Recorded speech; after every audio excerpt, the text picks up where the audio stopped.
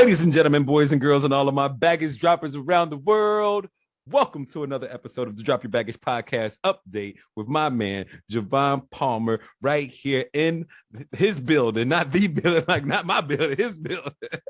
Hey, he's switching up the cameras on, looking all fresh now. I love it. And, last time on his episode, we released the negative emotion of shame, and he did so phenomenal. He did so well because there was so many distractions. There were so many reasons for him not to focus and not to do it. Man, he fought through it and he released it, and it was such a profound experience. So Joevan, how you been, bro? I've been good, man. Since, like I told you earlier, I don't like to call it a podcast, but I like to call it a session because that's what it felt like. It was very therapeutic for me, and I've been talking about it ever since. I talked about it with my sister, and really just talking about like how, because she asked me the question, like, what are the things that you feel guilty for? And I said, the life that I once lived, I felt guilty and shameful of it. And after I, been releasing it some more and releasing it some more to people that I know and people that I'm close to, it's been so rejuvenating and so refreshing and so liberating to just kind of get these things off your chest and to really just live your life as you should live it. Yeah. And that's been the perk, and that's been the bonus thing for me, was just releasing the shame, releasing the guilt, and just moving on with your life. It's like nobody wants to walk around carrying baggage for the rest of their lives for something they did in a temporary moment. So it's like, what's the point? Jay-Z said it best: either you love me or you leave me alone. One of my favorite lines. That's it. That's my motto for the rest of my life: is you either love me or you leave me alone. It's just, that's it. Mm-hmm. So man, it's been great. It's been very reflective. It's been a lot of thinking. When you took me to that journey of stepping outside of myself and looking inside myself, I've really been doing that as an actual practice now. Stepping outside of myself in certain situations and inside myself, okay, well, how should you handle this versus not how will you handle this? Yeah. I believe there's a big difference in between the two, because the way I should handle some things versus the way I would handle some things are two different things. Mm-hmm. So very, very, very appreciative, man, that you took the time out, man, to reach out to me, for one, two, for dealing with all of the the mess we had going on during the time, and just really like getting me to that place of releasing, my baggage. I'm like so happy for you. Like, I didn't know, like every single time though you start to talk about the release, it brings me to tears. Like it's just so, the energy of it, just the amount of weight that must have just been dropped off your shoulders. I mean, no wonder you lost another 4 or 5 pounds, man. Just shout out to your Instagram. Good job, man. Keep up the good work. Yes, sir. Yes. What do you feel as though the experience allowed you to do now? Like, as far as what are you embarking upon now that you maybe hesitated to do before? Being more vulnerable and transparent. Like I've been known to be very vulnerable and transparent in the past year of my life. Yeah. But in that conversation was always hesitation. Mm-hmm. Like, well, how do I tell it? Like last week I had to have a conversation with a young lady that I'm actually getting to know right now. Mm-hmm. And it took me 4 days to get it off my chest to tell her, about my past life of living homosexuality. Mm-hmm. And I'm like, when her response was so beautiful and so genuine, I'm like, it's not that hard anymore. Wow. It's not. I had a conversation with 2 other young ladies beforehand. Like, I was like, just getting their opinion. Like, if a guy came to you and told you, this is the life he lived, what would be your response? One girl was like, no, it'll be a no for me. One girl said it'd be a hard no for me. But that's the stuff I kind of need to kind of prepare myself for, to kind of like look out for. But to know that there are such beautiful and genuine human beings out there, because they know me. Mm-hmm. Like, I still got love for you, but it's just like, if it was me, it would be a no for me, just because some women feel like they can't compete with it. But the thing is, like, like I told my friend last week, like, you have to know the ins and outs of what it was before you really can, like, make a decision. So I tell the ins and outs of what it was for me, and people look like it like, okay, I get it. I understand it now. Because with trauma, what people don't realize with trauma is you either react or you reenact. So it's like, those are the two things. And for me, it was a reenactment of what happened to me. Yeah. and also a reaction as well. So, I'm becoming okay with it. And I'm realizing that the more I share, the more I help somebody. I actually got a phone call a few weeks back from somebody who knows me. And they were like, yo, like, I'm going through what you went through and I need help. So imagine if I just kind of just continue to help hold this in for so long and not share this, that individual probably wouldn't have anybody who they can go to, or probably wouldn't have a story that they can relate to that helps them in that area that they're struggling with, or that area that they feel shameful and guilty in. So it's like, I have a mission to help brothers who are struggling in the area as well, because I know it's just easier for women to say, oh, I dabbled and dabbled and I can go back to the playing field as normal, as we call it. But as men, it's just a lot more heavier on us, because that's a playing field that's so shameful to be in. That's called quote unquote shameful to be in. Excuse me. That's a playing field that they say men shouldn't play in, and I can't judge anybody for what they want to decide to do with their life. I can't, because one, I've experienced it, and I didn't want anybody to judge me. Yeah, real talk. So, but I just wanted people to accept me for who I am, and that's who I am. I want to help other individuals who are struggling in this area, and I met a guy, or I know of a guy who helps other guys in that area as well. I want to get up with him and really just kind of first sit down and talk with him for myself first. See, like, are there some areas I still need to work in? Yeah. And then two, I would like to partner with him to just really like get out there and help people who need this help. Like, there's lots of men, because like I said, when I was out there living that life, there was lots of men out there just like me. Who I'm sure they're still struggling with this to this day. And it's just like, free up so many men from carrying this baggage. It's like, I can't say it right now, but I have a project working on with a friend right now that I believe is going to lead me in this direction. Congratulations on that, man. Thank you. Wow. Just the amount of energy that is free, or not even free, because, energy is just energy. All of the energy that is now shifted within you to now have do you feel as though it is a bigger purpose now to what you're doing? Yeah, I feel like it's a bigger purpose, because it's bigger than me. Yeah. And what I'm realizing is that nowadays, like, I'm realizing I have to let a lot of other things go to really like make this my primary focus. I do that right now through my podcast, where people can kind of just come and share their stories of ongoing transparent moments. Like, that's definitely a part of it. But there's more of it that just can't be on the public side of things, because this is a private matter that a lot of individuals will need help with. A lot of individuals, really need somebody to walk them through these type of situations. And I want to create that space for men publicly to know that there's a safe space for them. So it's I don't call it. I'm trying to figure the right word to say. It's something that's needed. Yeah, big time. Something I'm called to, and I'm ready. Ooh, God bless. There you go, bruh. Man, when I first met you, it seems as though you accepted yourself, and it seems now that you've accepted yourself a bit more as well. Would you say that's right? Yeah, I would definitely say that's right, for sure. It's just crazy since we had this our first initial conversation that so much information's been coming as to just who I am, and just more so of what I've been through, and it's like a lot more clarity has come to me. Just like, just through various conversations with people, or just like, those moments where you're by yourself and you're reflecting. I'm thinking to myself, a guy told me, like, he was on my homegirl, because she was my home friend, so she was talking to her friend about me, and he was like, like, he has to be re-raised as a man. And I was like, oh, that's deep. And I'm like, what does he mean by that? He said, he was raised in trauma, grew up in trauma, lived a life of trauma. So it's like, he doesn't really know what it's like to truly have a man, like, have manhood, or, have what it's like to truly be raised in the right way, in the right path. Right.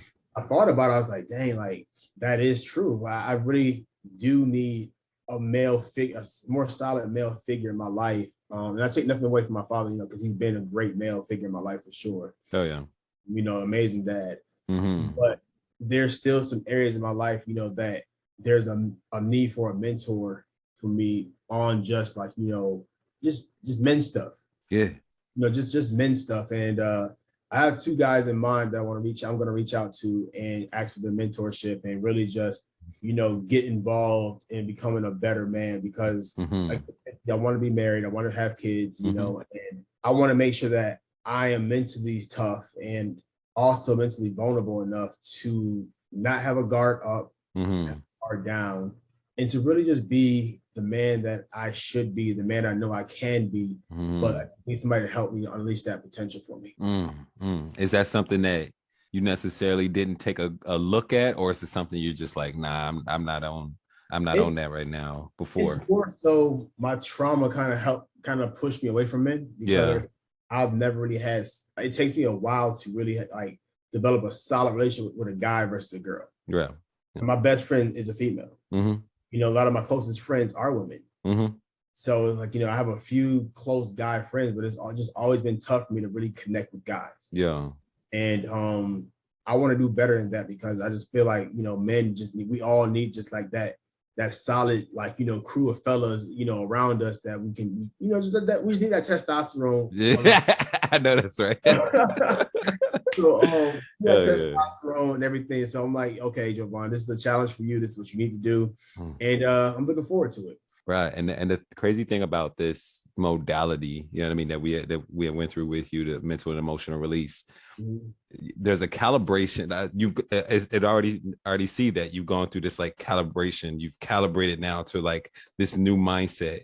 So now the reflection is different. Now the mindset is different. Now like you challenging yourself and like exploring different ways of seeking help, but also of thinking and in the perspective that you need to have in order to grow. That's dope.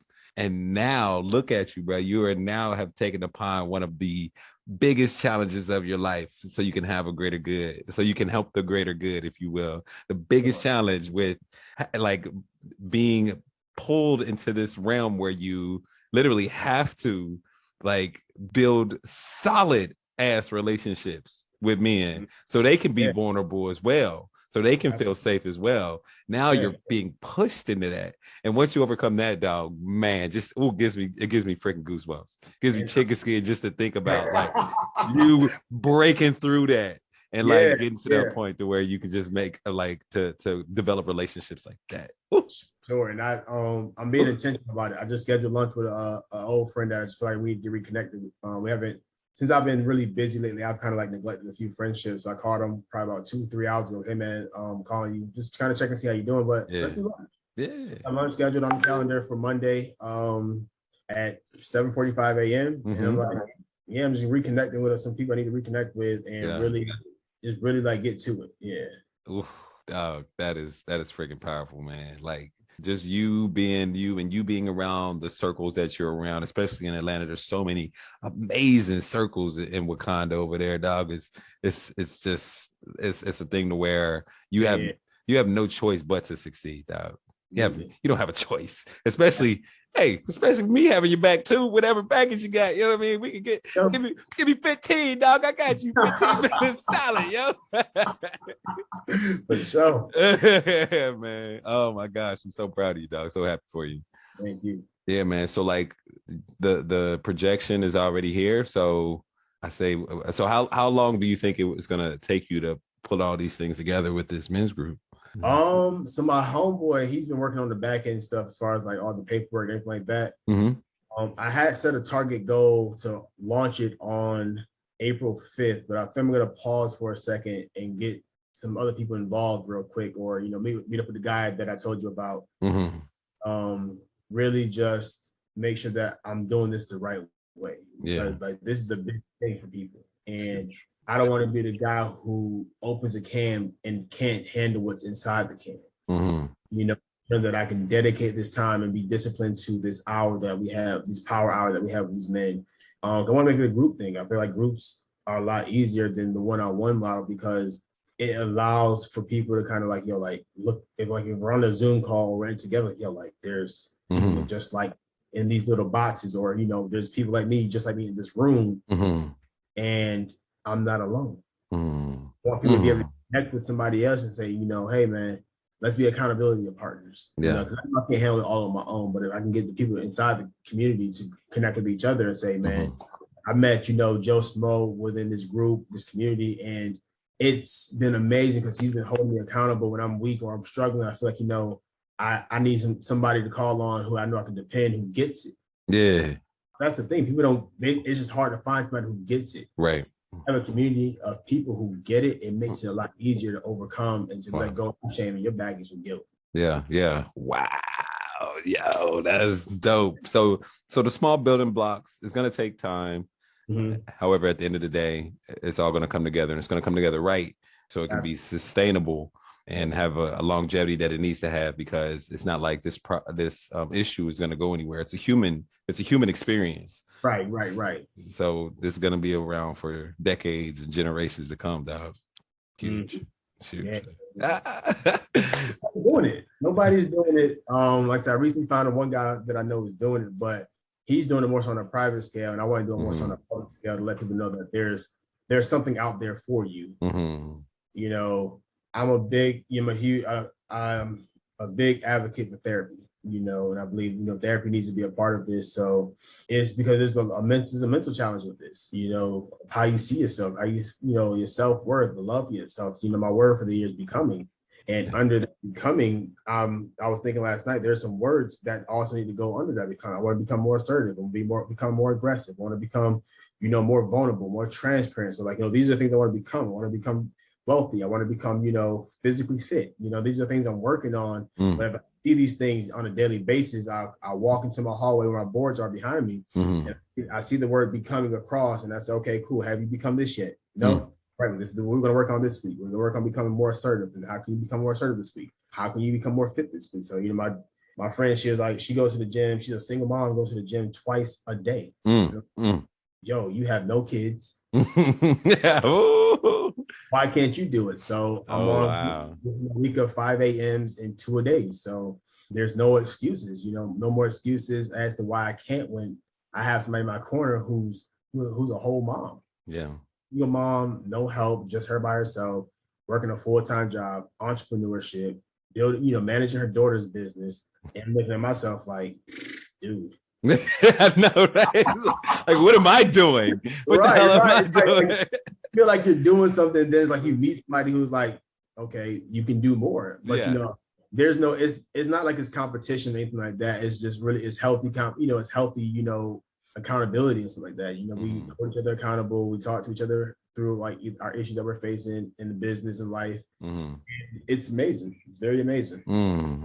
Right. Like, I mean, and that feels good too. It feels good to know yourself. And then once you hit not a plateau, but once you hit a certain level, it's always nice to have somebody to say, like, wait a second, there's a whole nother level, partner. Keep going. Yeah. Keep going, bro. Man, and with the amazing amount that you're growing, it's exciting to see just your trajectory, your ascension, because you're 35, I think we're about the same age.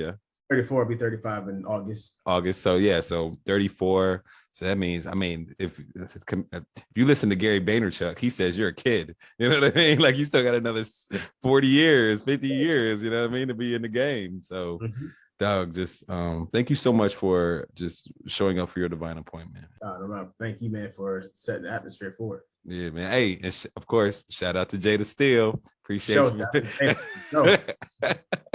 She's amazing, yo. She's just but thank you again, and thank all you guys out there for listening and for just your support and your attention. I appreciate you all so much. If you're here, please consider hitting the like and subscribe button, and if you're on a podcast platform, give a brother 5 stars as feedback as well. Right here on the Drop Your Baggage podcast, where we talk to people that are dope, that can bring you hope and show you a technique that can help you cope. I'm your host, the self-talk engineer, Charles Woolfork, with my special guest, Joevan Palmer, in the house, or his house. And until next time, ladies and gentlemen, take care of yourself and take care of one another. Peace.